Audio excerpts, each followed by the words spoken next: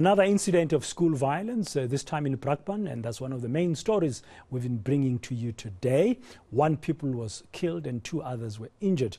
There have been more and more violent fights in our schools recently, but have more incidents been taking place, or are they being reported more? To give us a sense of all of this, I'm now going to speak to Jane Borman of Equal Education Researcher. Jane, good afternoon.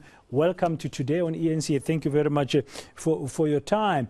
We've just seen, sadly, yet another people being stabbed to death, dying at the hands of a group of other young pupils at the school in Gelexdal Secondary School in Borman.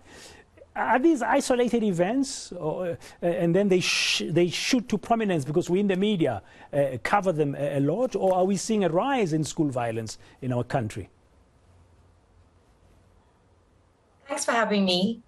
And unfortunately, schools reflect the communities that surround them. Schools aren't isolated.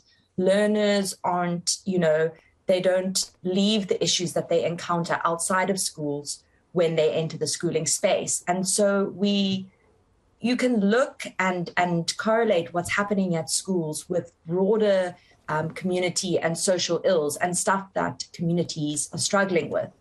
Obviously, we've seen a huge rise in unemployment and poverty and general uncertainty and violence in communities. And learners experience this when they're not at school. They experience this at home. And that exposure and that normalization of violence will obviously permeate their behavior in schools. So it's they mirror what's going on in society. Therefore, that would mean the responsibility also lies with parents in the home to make sure that there's a reduction in the tendency to be violent when you're trying to resolve differences in schools. Well, I think that it's, in fact, much broader than that.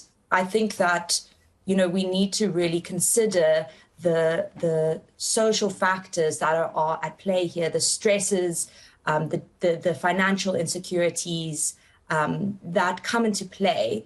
I think that violence, dis-ease is a symptom of systems that aren't working rather than, people just behaving badly. And so I think without changing the more systemic issues, it can't fall to parents to simply isolate their children from violence. I think it's a collective responsibility that we have to make sure that our children are protected and also become the best version and the best citizen that they can.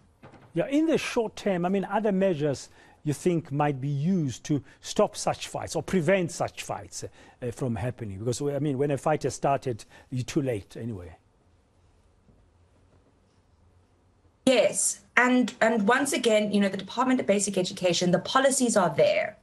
And at Equal Education, we are really saying that we need to implement these policies that are existing. So we have the National School Safety Framework, both provincial level and at a national level, a policy that talks to how we can make sure that schools can best respond when violence occurs, and also can make sure that learners get the resources that they need so that violence isn't resorted to.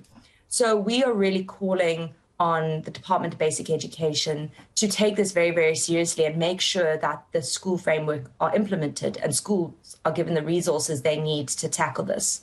Yeah, so in your view, from what you've just said, it's possible if you implement the policies it's not an impossible task, rather, if you implement the policies to stop this ongoing violence. I don't know how many people, for example, died last year, and every other year we seem to get shocked by the violence. Yes, and schools themselves, again, they can't completely by themselves tackle these issues. But if schools are well equipped, firstly, to pick up when learners are experiencing challenges that might lead them to violent behavior and be able to give extra attention and resources to those children to help them divert from violent behavior.